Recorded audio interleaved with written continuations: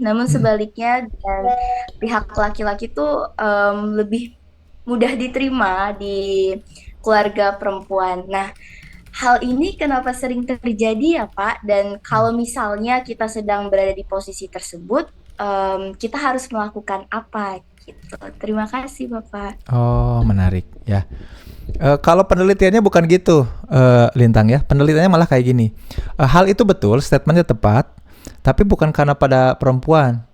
Tapi kayak lebih statementnya kayak gini. Ada tokoh, aduh aku lupa ya namanya siapa ya. Kalau nggak salah evolutionary psychology, dia tokohnya namanya Kendrick ya. Dia neliti. Kalau nggak salah Kendrick, tapi nanti aku coba cari-cari lagi.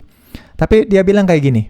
Perempuan itu lebih sulit diterima oleh ibunya si pasangan dibanding bapaknya. Sementara si laki-laki itu lebih sulit diterima oleh si bapaknya, si perempuan. Kayak gitu. Jadi bukan perempuan lebih mudah diterima daripada laki-laki di keluarga. Enggak, tergantung siapa juga yang menerimanya. Biasanya kalau si misalkan Lintang nih, nanti Lintang punya cowok nih. Nah si cowok ini pasti akan sulit diterima sama bapaknya Lintang gitu dibanding sama ibunya Lintang. Nah, padahal udah deket sama mama aku, udah deket banget ya, udah baik, cuman kenapa sih si papa tuh pasti kayak gitu. Dan itu penelitiannya udah mulai banyak terkonfirmasi. Tapi kalau perempuan cenderung lebih mudah terima, jawabannya enggak. Perempuan lebih mudah diterima daripada laki-laki, enggak ya, justru tergantung siapa yang menerimanya. Nah, yang memang paling ngaruh dalam tapi gini menariknya Lintang, yang paling berpengaruh dalam pengambilan keputusan di keluarga terutama soal diterima atau enggaknya seseorang itu justru ibunya gitu ya.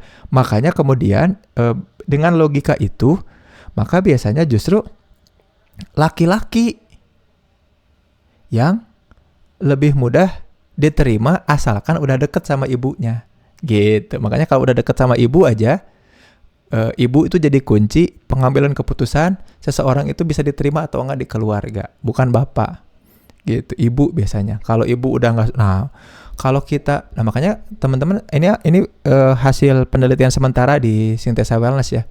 Kita menemukan orang-orang yang si menantu yang tidak dekat sama ibu mertuanya, terlepas dia laki-laki atau perempuan, pasti akan ada konflik, akan banyak konflik dalam rumah tangganya.